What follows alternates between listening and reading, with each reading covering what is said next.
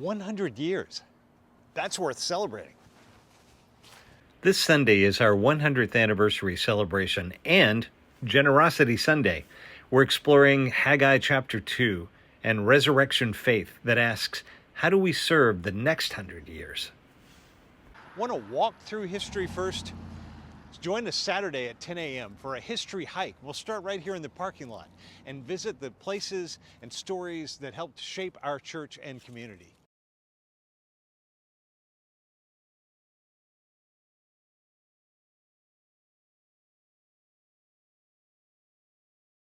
Bob's going to introduce our speaker today for our generosity stories. Thank you, Alex. It is my distinct honor. We started going to Hinton Avenue when Rachel was 6 months old, so that was 1996.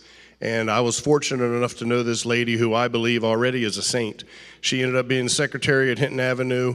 She knows everybody. If you want to know something about Hinton Avenue, you want to know how somebody's feeling, this person right here is truly amazing. It is my distinct honor to introduce Frances Marshall, who will do this in person today.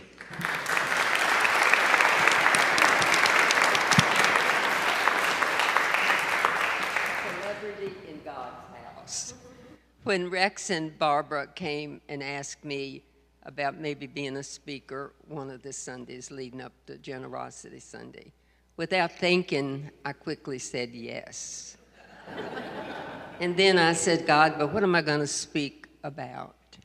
And then I thought of 3 people at Hinton Avenue that had witnessed to me about their giving of tithes and their offerings. Carol said to me, when I was 12 years old, I got my first paper route. When I got my pay, I made $1. And my mom quickly said to me, now, Carol, a dime of that belongs to God. And he said, I listened to her, I followed in her footsteps, and I've never come up short in my life. When Gaynell could no longer come to church, I visited her. And one day when I went in, she said to me, will you take my tithe to the church?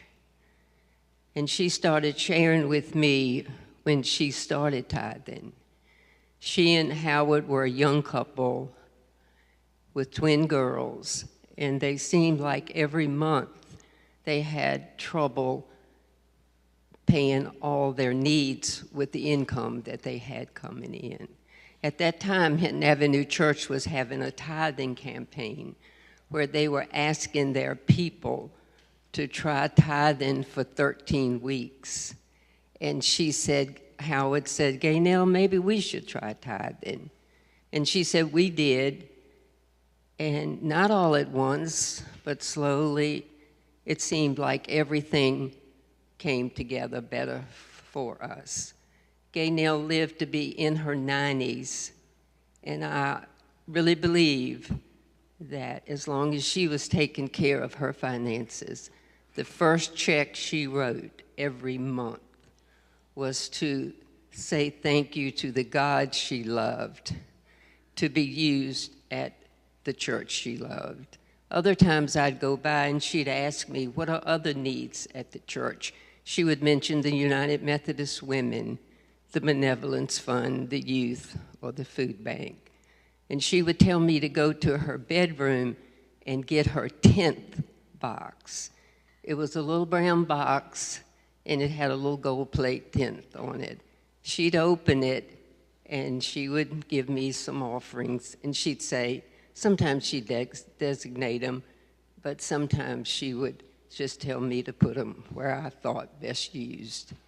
See, she had given her tithes, but she also had her offerings. Rosa was a little small lady, and Rosa at one time was married, and she had 3 children. When she was having her children, she dealt with depression. Her depression was not treated properly, and Rosa slipped into her own world.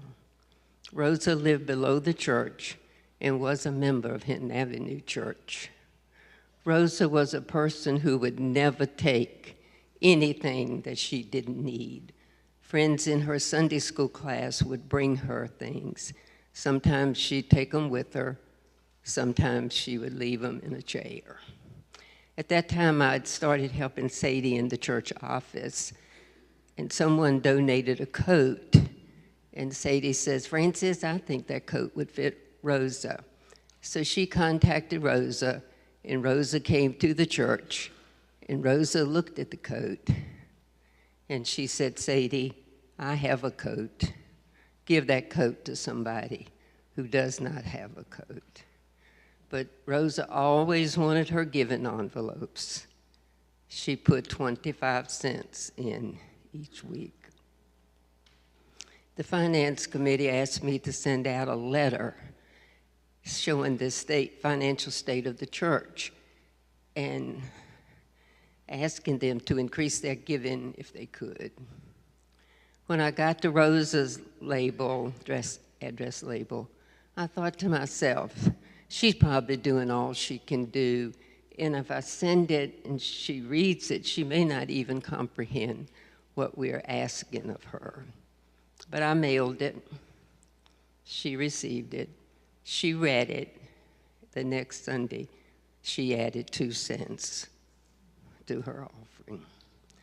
And when I think of Hinton Avenue's Rosa, I think that Jesus saw those 2 pennies like he did when the widow came to the temple to put in her 2 pennies. But you would see Rosa walking along the streets, and she'd look like she was smiling and talking to herself. And I'm sure people said, "Look at that crazy old lady talking to herself." But I don't think that's what Rosa was doing. I think she was saying this: me and Jesus, we got our own thing going. Me and Jesus, we got it all worked out. Me and Jesus got a good thing going, and I'm not turning back. Amen.